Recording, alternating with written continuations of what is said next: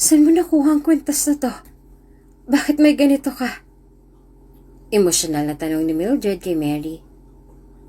Simula po nung dumating ako sa bahay ampunan, suot ko na daw po yan, sabi ng madre na nag-alaga sa akin. Bakit po? Akin po talaga yan hindi ko po yan kinuha o rinakaw sa'yo.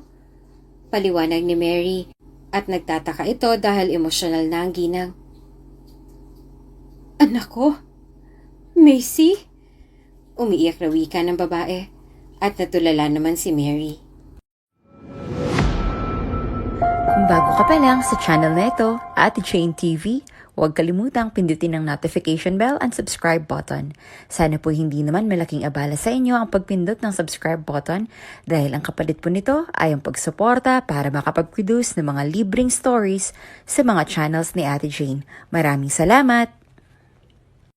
Mary, pakidala naman ito sa VIP customer natin. Kanina pa nila hinihintay itong order nila Wika ng manager ni Mary na si Clint.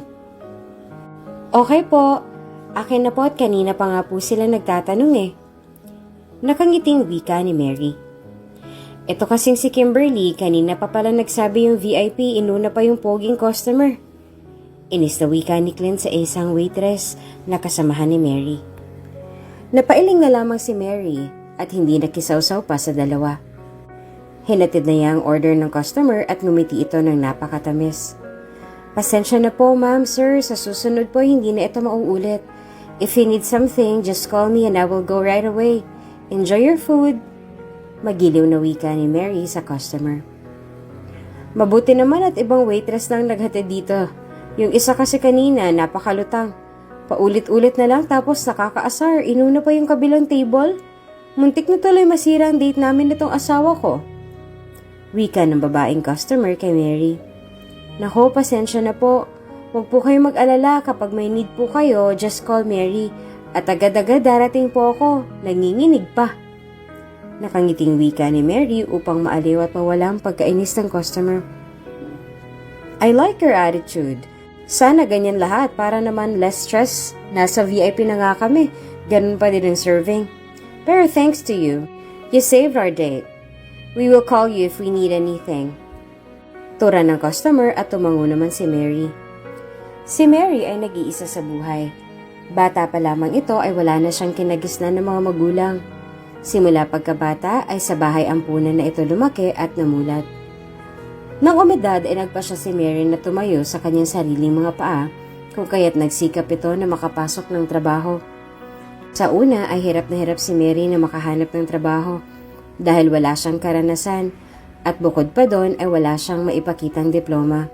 Ngunit kahit na ganun pa man kahirap ang buhay ay nagpursige si Mary para lamang mabuhay. Pumasok ito sa isang ALS o mas kilala sa katawagang Alternative Learning System. Nag-aral ng 6 na buwan si Mary at nang makakuha ng diploma ay nag-apply ito sa mga trabaho. Noong una ay nakapasok si Mary sa isang karinderya hanggang sa nakapasok siya sa mga fast food. At ngayon ay nagtatrabaho na siya sa isang sikat na kainan. Pinagbutihan ni Mary ang kanyang trabaho dahil alam niya kung gaano kahirap ang makahanap ng mapapasukan. Buti naman hindi ka binungangaan ng VIP. Tura ng manager na si Clint. Konting bola lang yan, tsaka pagpapatawa.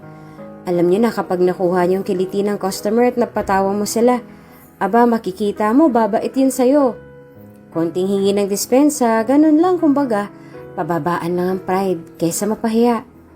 Paliwanag ni Mary sa kanilang manager. Sus, pabibo ka naman. Kamo, pabida ka lang. Ayaw pa aminin. Wika ni Kimberly kay Mary at nag-irap pa ng kanyang matataray na mata. Natahimik naman si Mary at hindi na lang umimik. Ikaw, Kimberly, bawas-bawasan mong pagiging attitude mo. Tigilan mo yan. Ayoko ng ganyang ugali. Imbis na magpasalamat ka kay Mary dahil nagawa niya ng paraan yung sigalot mo, aba, nagtataray ka pa dyan. Paano kung hindi kumalmang customer? Haharap ka ba? Baka mamaya umiyak ka na naman dyan, gayahin mo si Mary. Hindi yung ganyan ka. Kapag pogi yung customer, tsaka ka lang magaling at napakahaliparot. Bawasan mo ang kakatihan mo walang lugar ang ganyan dito. Wika ni Clint kay Kimberly at umalis na. Natahimik naman ang kasamahan ni Mary na si Kimberly At tila ba napahiya sa mga salitang sinambit ng kanilang baklang manager. Hayaan mo na lang si manager, ganun lang talaga yon. Tura ni Mary kay Kimberly. Hinihingi ko opinion mo? Pagtataray ni Kimberly at tinulak ng bahagya si Mary. Napailing na lamang si Mary sa naging ugali ng katrabaho. Pakiramdam niya ay galit ito sa kanya. Ngunit hindi na lamang iyon pinansin ni Mary dahil ayaw niya na lamang pag-aksayahan ng oras ang bagay na yon. Dahil wala naman siyang mapapala doon. Matapos ang pangyayari yon, ay nasundan pa ang mga bagay na ganon at palagi na lamang si Mary ang gumagawa ng paraan. Uy Mary, balita ko malapit ka na daw i-promote ah. Baka mamaya ikaw ang ipalit kay manager kapag umalis na siya. Wika ng isa sa mga katrabaho ni Mary. Bakit naman aalis si manager? Takang tanong ni Mary. Pupunta ata sa ibang bansa si manager dahil nandun yung jowa niyang Kano. Aba, malay mo, ikaw na palang susunod namin na manager. Nakangiting wika ng katrabaho ni Mary na si Aldrich. As if magiging manager ang isang ALS graduate. For sure, ako ang magiging manager. Tingnan niyo. Wika ni Kimberly at bigla na lamang sumingit sa usapan ng mga ito. Masipag si Kimberly at wala siyang bad record. ALS graduate nga siya. At least wala namang attitude, hindi katulad mo. Ikaw nga nakapagtapos sa magandang paaralan. Pero salitang manners hindi mo alam. Nangaharap ka pa. Pangiinsulto ng ibang katrabaho nila kay Kimberly. Uy, tama na nga yan. Huwag kayong ganyan. Tama naman kasi si Kimberly. Malay nyo, di ba siya yung ipalit? Wika ni Mary sa kanyang mga katrabaho. Ay girl, napakalabo niyan. Sa attitude pa lang yan, ako nang unang magre-react kapag yan ay naging manager. At saka hindi nga marunong magpakalma sa customer, magiging manager pa. Ewan na lang talaga. Puro pogi lang naman nakikita niya. Dagdag pa ni Aldrich. Napakamot na lamang sa kanyang ulo si Mary. Anong sabi mo?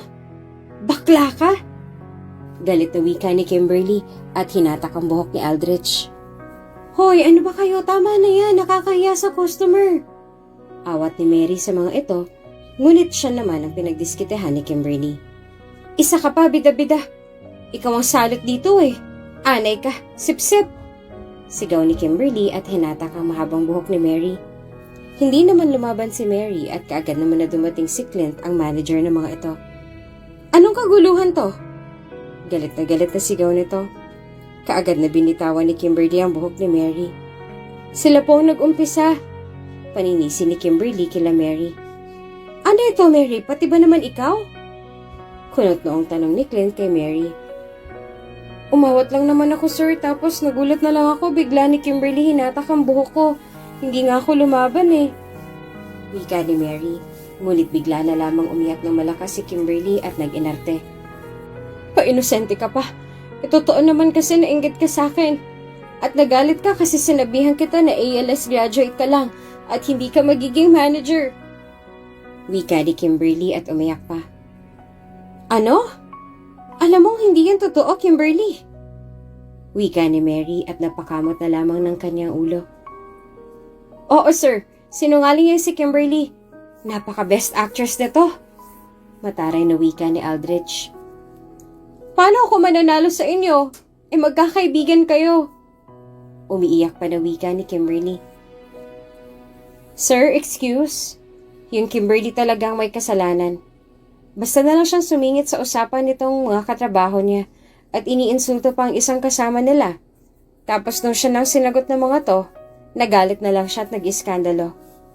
Nakakahiya ka naman. Rinig ko na may pinag-aralan ka pero parang hindi makita sa'yo. May video recording ako kung hindi ka maniniwala sa salita ko. Wika na isa sa mga customer. Oo, tama siya. Kita din naman yung babae na yan ang may kasalanan. Tsaka madalas yan magsungit sa customer at palaging inuuna mga pogi niyong customer. Wika pa ng iba kung kaya't napailing na lamang si Clint. Nakakahiya ka, Kimberly. Go to my office now.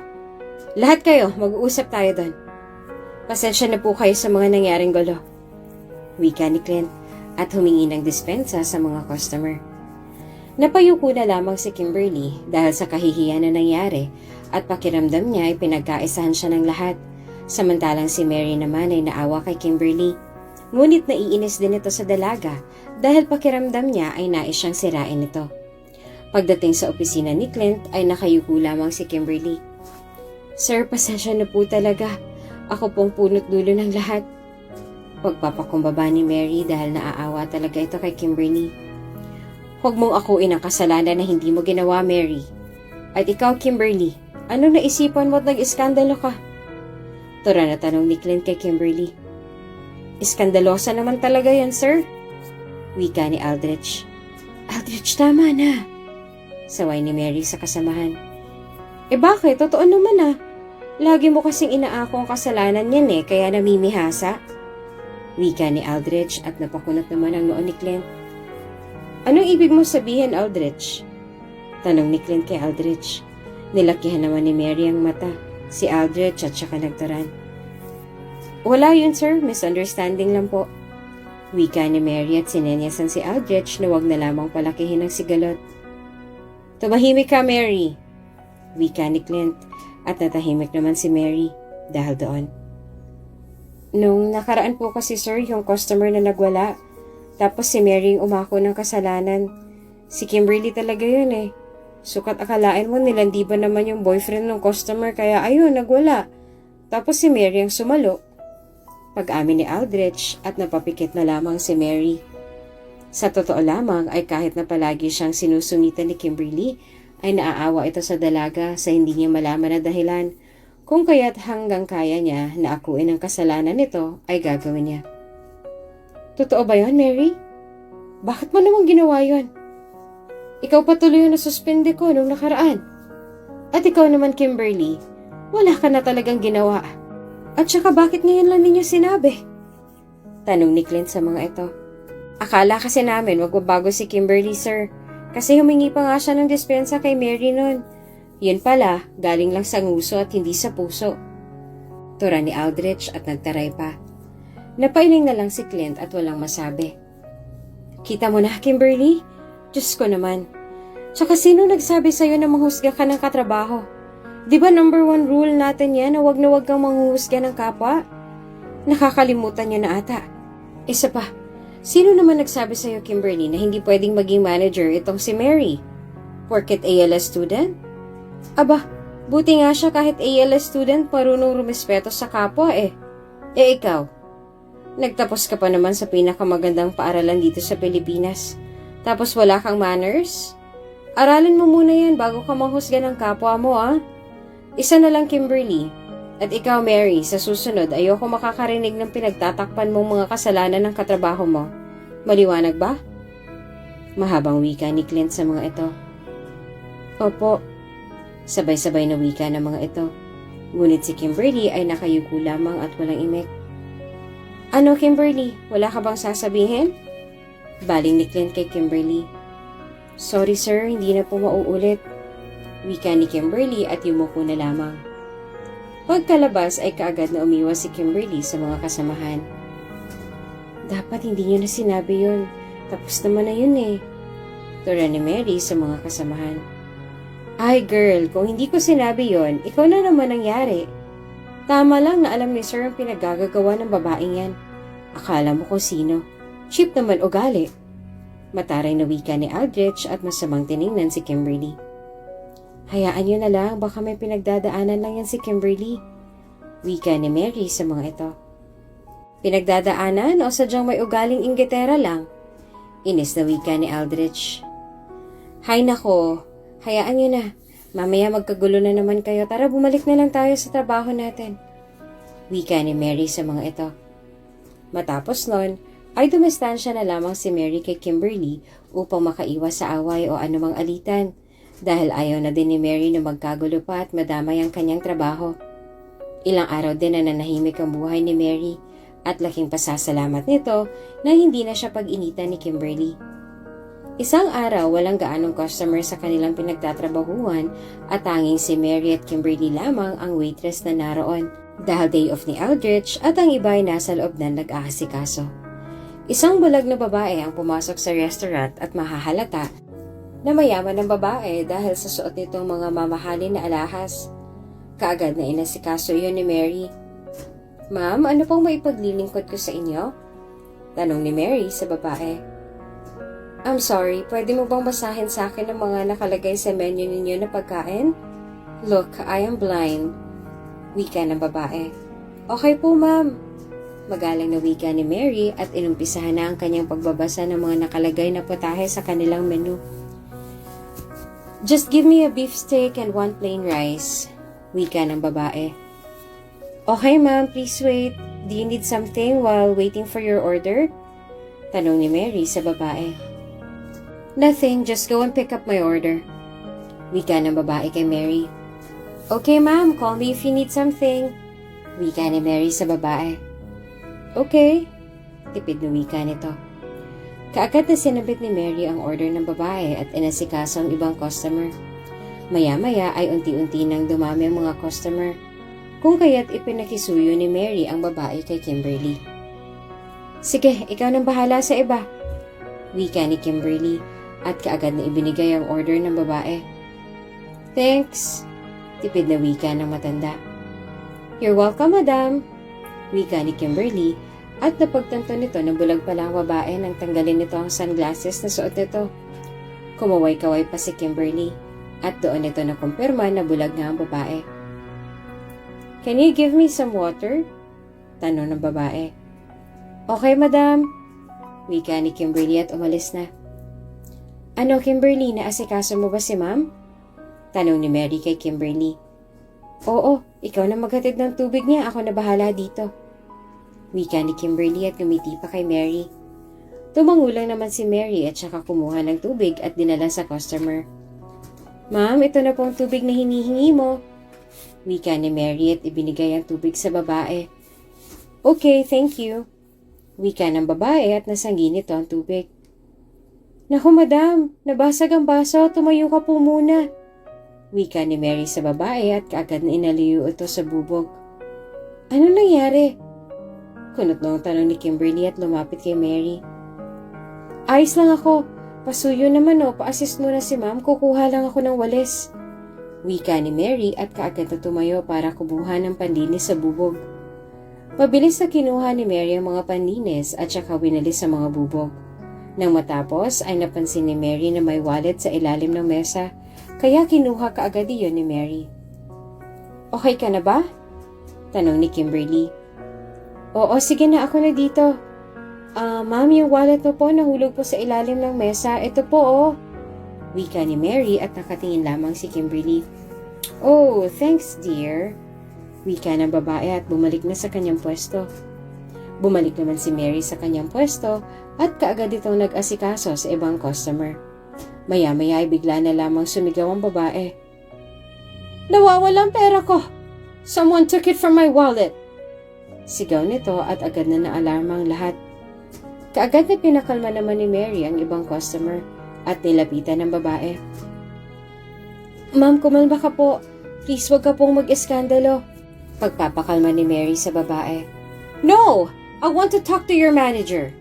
Sigaw ng babae at kaagad naman na tinawag ni Kimberly ang kanilang manager na si Clint. Madam? Kunot na ang tawag ni Clint sa babae. Someone took the money from my wallet. Investigate it. Inis na wika ng babae at kaagad na pinapunta sila Mary sa opisina. Ano na naman to? Tanong ni Clint sa dalawa. Hindi ko alam, sir. Basta nagulat na lang kami ni Mary na sumisigaw na si Madam. Paliwanag ni Kimberly. Oo, sir. Ganun na nga po. Wika ni Mary. Akala nila bulag ako. My wallet is full of money. At dalawa lang kayo ang lumapit sa akin. Wika ng babae. At doon napagtanto ng dalawa na hindi pala bulag ang babae. Hindi niyo ba alam na si mamang may-ari nitong restaurant? Tanong ni Clint at parehong napailing ang dalawa. Exactly. Hindi niyo alam kaya nag-take advantage kayo. Isa pa akala niyo bulag ako kaya ganun ang ginawa ninyo. Isa sa inyo ang kumuha nun. At ikaw, di ba ikaw sa akin ang nagbigay ng wallet? Wika ng babae at bumaling kay Mary. Opo, ako nga po. Nakita ko kasi yun sa ilalim ng mesa kaya binigay ko sa inyo. Pero hindi ko yun binuksan. Paliwanag ni Mary. Kinakabahan na si Mary at naiiyak dahil baka maalis siya sa trabaho. Ngunit alam naman niya sa kanyang sarili na hindi niya ginawa ang binibintang sa kanya. Ako, katabi ko lang si Madam, wika ni Kimberly. May CCTV naman po tayo dito, pwede natin tingnan doon. Wika ni Clint at hindi ito naniniwala na magagawa ni Mary ang ganong bagay dahil alam mismo ni Clint na mabuting tao si Mary. Kung kaya't alam niya na hindi gagawa ng masamang bagay si Mary katulad ng pagnanakaw. Pinanood naman ito ang CCTV at parehong nakita na sina Kimberly at Mary ay humawak sa wallet. Ngunit hindi nakita kung sino ang kumuha sa dalawa. Aamin kayo o tatawag ako ng pulis? Pagbabanta ng babae. Umamin na kayo para matapos na to. Wika ni Clint at tinignan ang reaksyon ng dalawa. Ni isa sa mga ito ay walang sumagot. Kung kaya't nagalit ang babae at masama itong tumingin sa dalawa. Walang aamin sa inyo? Then tatawag ako ng pulis. Wika ng babae at kaagad na may tinipa ito sa kanyang cellphone at may kung sinong kausap. Umamin ka na kasi Mary, ikaw ang kumuha nun, diba? Wika ni Kimberly kay Mary. Ano ka ba Kimberly? Alam mo na hindi ko magagawang ganong bagay. Wika ni Mary at masamang tiningnan si Kimberly. Sobrang kabang nadarama ni Mary. At alam niya na merong mali sa mga nagaganap. Maya-maya ay dumating na ang mga pulis. Kapkapan niyo ang dalawang yan. Total walang gustong umamin sa kanila. Malamang nasa bulsa pa nila ang pera ko. Wika ng babae. At kaagad na kumilos ang mga pulis at kinapkapan una si Kimberly. Negative po. Wika ng pulis at ngumiti naman si Kimberly. I told you, wala sa akin ang pera. Wika ni Kimberly na may pagmamalaki. Nandito po ang pera. Wika ng pulis at laking gulat ni Mary nang makuha ang pera sa kanyang bulsa. Hindi ako ang kumuha niyan. Kaagad na paliwanag ni Mary. Nakuha na nga sa bulsa mo, nagdadahilan ka pa? Nakangising wika ni Kimberly. Damputan niyo yan at dalhin sa kulungan. Wika ng babae na galit na galit. Ayan bang pinagmamalaki mo, Sir Clint? Ang isang basura ay mananatiling basura. Wika ni Kimberly at ngumisi pa. Kaagad naman na lumuhod si Mary sa paanan ng babae. Ma'am, nakikiusap po ako sa iyo. Huwag mo po akong ipakulong. Hindi ko naman po talaga kinuha yun. Wika ni Mary at iyak ito ng iyak. Nagmamakaawa pa ito ng ilang beses sa babae, ngunit hindi siya pinakinggan nito. Kaagad na dinala sa kulungan si Mary at wala itong nagawa kundi umiyak na lamang. Nakarating naman sa kanyang ibang katrabaho ang nangyari kung kaya't dinalaw siya ng mga ito. Naku girl, ano bang nangyari? Bakit nandito ka? Kunot noong tanong ni Aldrich kay Mary. Yung may-ari kasi ng restaurant, pinakulong ako. Nakuha daw kasi sa bulsa ko yung pera niyang nawawala. Wika ni Mary at naging emosyonal ito. Bakit ba napunta sa bulsa mo yun? Kinuha mo ba? Tanong ni Aldrich. Bakla ka. Siyempre hindi ko gagawin ang bagay na yon. Hindi ko nga alam kung paano napunta sa bulsa ko eh. Wala naman akong kinukuha. Nagulat na lang ako na nandun na yon at nakuha sa bulsa ko. Paliwanag ni Mary. Pakiramdam ko may kinalaman si Ipokrita dito. For sure naman na gusto nun maging manager kaya gagawa siya ng paraan para matanggal ka. Wika ni Aldrich. Sa totoo lang ayoko din sanang magbintang eh pero may punto ka. Dalawa lang kasi kami doon. At pareho namin hinawakan ng wallet na yon. Yun lang, nauna siyang hawakan yon. Wika ni Mary. Hinawakan niya pero hindi niya binalik. Ano yun? Halatang may ibang plano. Don't worry. Iniimbestigahan pa naman ang pangyayari, sabi ni Sir Clint. Hindi din naniniwala si Sir Clint na magagawa mong bagay na yon. Paliwanag ng mga ito kay Mary. Alam kong inosente ako at lalabas din ang katotohanan. Alam ko yan. Wika ni Mary at napapuntong hininga na lamang. True. Pero girl, ayos ka lang ba dito? Di ka ba nila pinahihirapan? Kami ang naaawa sa iyo eh. Gusto mo makiusap kami kay boss? Sasabihin namin lahat ng ginawa ng bruha na yon kasi I swear, siya talaga yung kumuha nun.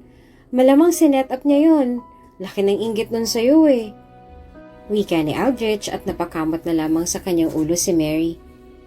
Wag na Aldrich. Baka mas lalo lamang lumala ang sitwasyon. Hintayan na lang natin yung final investigation ng mga pulis. Wika ni Mary sa kaibigan. Sa bagay, ingat ka dito ah. Don't worry, dadalaw-dalaw kami sa'yo dito. Wika ni Aldrich at nagpaalam na kay Mary. Muling ipinasok na sa selda si Mary at ilang sandali lamang pagkaalis na Aldrich ay dumalaw naman si Kimberly sa dalagang si Mary. Oh, totoo nga na nakakulong ka na. Anong pakiramdam? Tanong ni Kimberly na may panunodyo sa tono ng boses nito. Ayoko ng gulo, Kimberly. Please, umalis ka na lang. Wika ni Mary kay Kimberly. Teka, kararating ko lang, paaalisin mo agad ako? May pang-aasar na tanong nito kay Mary. Napailing na lamang si Mary at hindi na lang kumibo. Patuloy lamang si Kimberly sa pang-iinsulto kay Mary hanggang sa hindi na nga nakapagpigil pa si Mary. Alam mo ako, nananahimik na ako. Kaya sana manahimik ka na. Baka yung sinasabi mo ay totohanin ko. Walang hiya ka. Lahat ng pagtatakip ginawa ko sa'yo dahil sa naaawa ko sa'yo. Tapos ganito ka pala kasama na bruha ka. Akala ko nagbago ka na. Huwag kang mag-alala.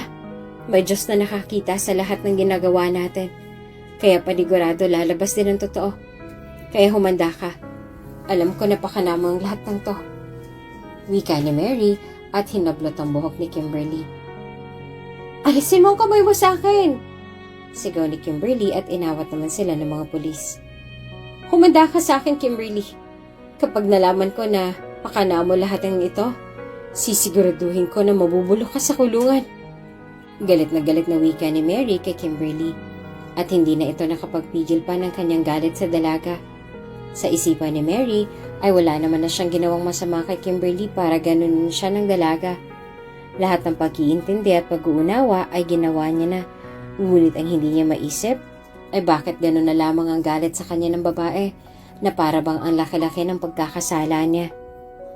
Matapos ang pangyayaring yon ay kinuha naman ng lawyer ng babae ang mga gamit ni Mary at ipinakita ito sa babae. Ito ang kanyang mga gamit. Wala na siyang magulang at mag-isa na lang sa buhay. Tignan mo, baka may pagmamay-ari ka pa dyan na kinuha niya. Wika ng lawyer ng babae. Ulila na pala siya. Kaya pala gano'n na lang kalakas ng loob na pagnakawan ako. Wika ni Mildred. Hindi ko alam pero sabi ng mga katrabaho niya ay mabait naman daw si Mary sa kanila. Minsan na din ako napagsilbihan ng dalagang yan pero hindi ko akalain na may tinatago din pala. Naiiling na wika ng lawyer at iniabot kay Mildred ang mga gamit ni Mary. Binuksan ni Mildred ang mga bag ng dalaga at namutla ito sa kanyang nakita.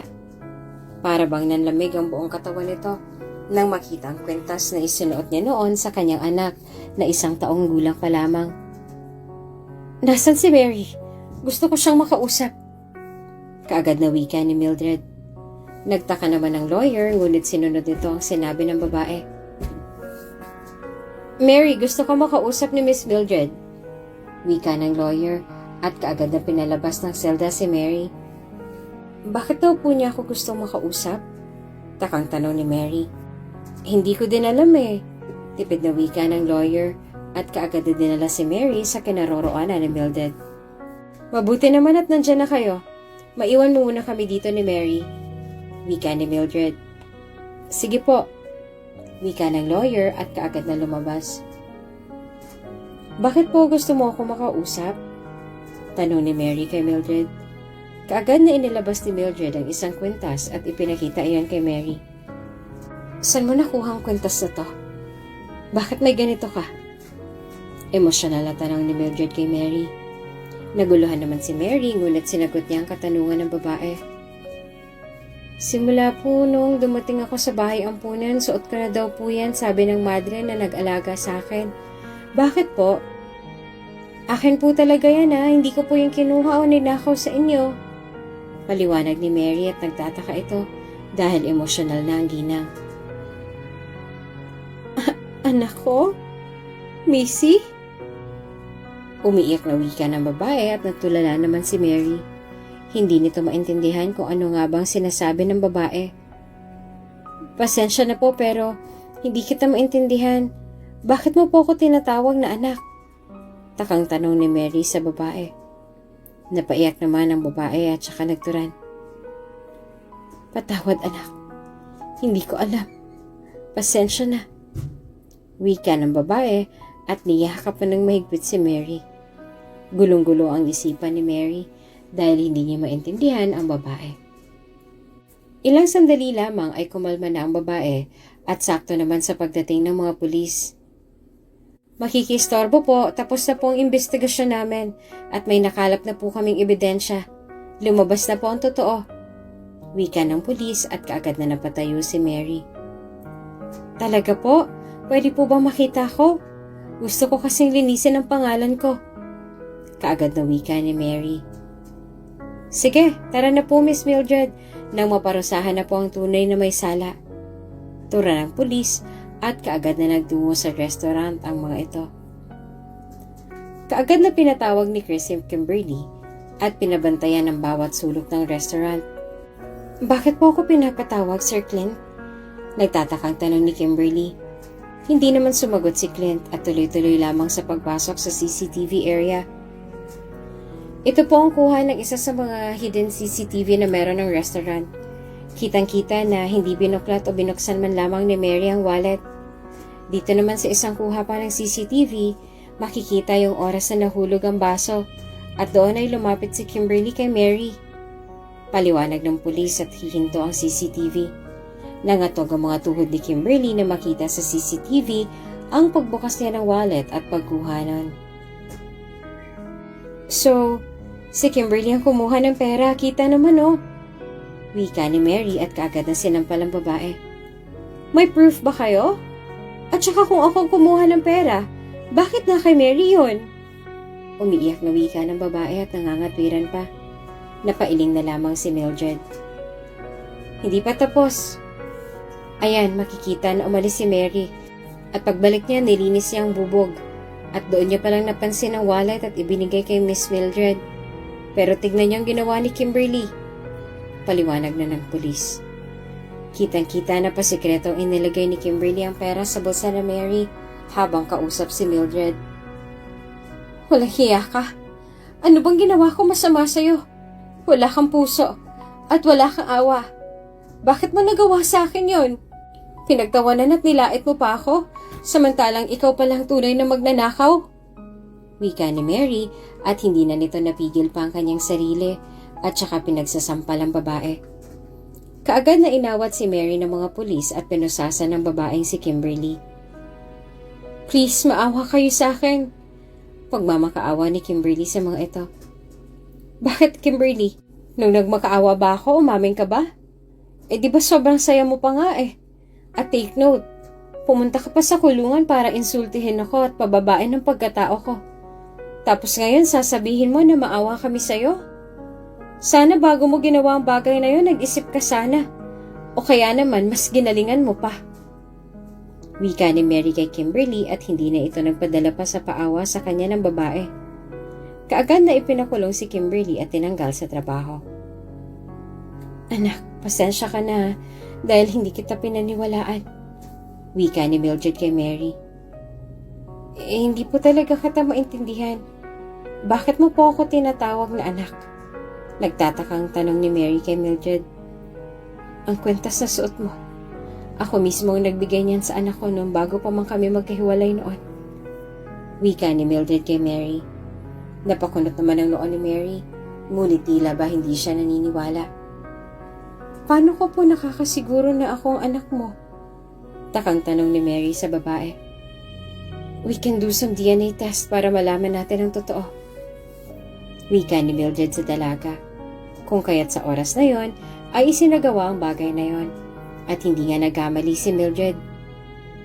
Ikaw nga ang mama ko. Wika ni Mary at nagyakapan ng dalawa. Pasensya ka na kung hindi kita pinakinggan. Nagpadala ako sa emosyon ko. Pero pangako babawi ako sa'yo. Wika ni Mildred. Ayos lang po yun. Dahil alam ko po na ginawa mo lang po ang tama. Masayang wika ni Mary. Pasensya ka na anak at hindi agad kita nakilala. Ang tagal na din kasi natin buhat na magkahiwalay tayong dalawa. Paliwanag ni Mildred. Paano po ba tayo nagkahiwalay? Nagtatakang tanong ni Mary sa kanyang ina. 1 taong gulang ka pa lang noon. Nagtungo ako sa isang restaurant kasama ka dahil pangarap ko talaga yun noon. Pero nagkaroon ng sunog at nawalan ako ng malay. Pagising ko, wala ka na. Sobrang gulo ng lahat. Hinanap kita pero nabigo ako. Inakala ko nakasama ka sa mga biktima na nasunog. Sobrang nangulila ang puso ko. Wika ni Mildred at tuloy-tuloy ang pagbuhos ng luha nito sa mga mata. Pero sabi sa akin ng madre, dinala daw ako ng isang matandang babae noon sa harapan ng kumbento at iyak daw ako ng iyak. At noon, inaakala nila na ina ko ang matandang yon. Kaya siguro hindi sila naghinala. Pero okay na po yun. Wala na po yun dahil nakaraan ng mga bagay na yon. Ang mahalaga ngayon ay magkakasama na tayo. Masayang wika ni Mary at ngumiti sa kanyang inang si Mildred. Noong 1 taong gulang pa lamang si Mary ay nagtungo sila ng kanyang ina sa isang restaurant at nagkaroon noon ng sunog dahil nagkagulo ang lahat at nahiwalay si Mary sa kanyang inang si Mildred na nawalan ng malay dahil sa insidente. Isang matandang babae ang nagligtas kay Mary mula sa sunog, ngunit hindi siya nito madala sa mga pulis dahil isa itong magnanakaw. Sa takot na makulong ay dinala nito ang bata sa harap ng kumbento at doon iniwan. Simula ng araw na yon ay lumaki na si Mary na walang mga magulang at ngayon na nagkita na muli sila ng kanyang tunay na ina ay labis ang sayang nadarama ng dalaga. Sising-sisi naman si Mildred dahil ang dalagang kanyang pinakulong at pinaghinalaan na kumuha ay ang kanyang tunay na anak pala. Sa further investigation ng pulis, lumabas din ang katotohanan na si Kimberly ang may gawa ng lahat at agad naman itong pinarusahan. Naging masayang mag-ina. Nangako si Mildred na babawi sa lahat ng pagkukulang at nawalang mga taon sa kanilang dalawa dahil sa kanilang paghihiwalay. Samantalang ipinaalam na ni Mildred sa lahat na si Mary nga ay kanyang nawawalang anak. Taray, mayaman ka pala. Akalain mo yon? Tadhana nga naman. Wika ni Aldrich at natatawa pa.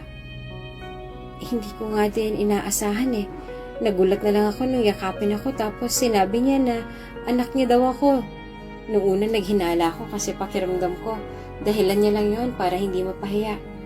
Pero nang lumabas ng DNA test, labis na sayang nararamdaman ko. Nang dahil sa kanya, nahanap ko ng tunay kong ina. Nakangiting pagkukwento ni Mary sa mga kasamahan. Anong balak mo dun kay Kimberly? Pag-iiba ni Aldrich sa usapan. Sa totoo lang, galit talaga ako sa kanya. Pero alam mo yon, naaawa ako sa kanya.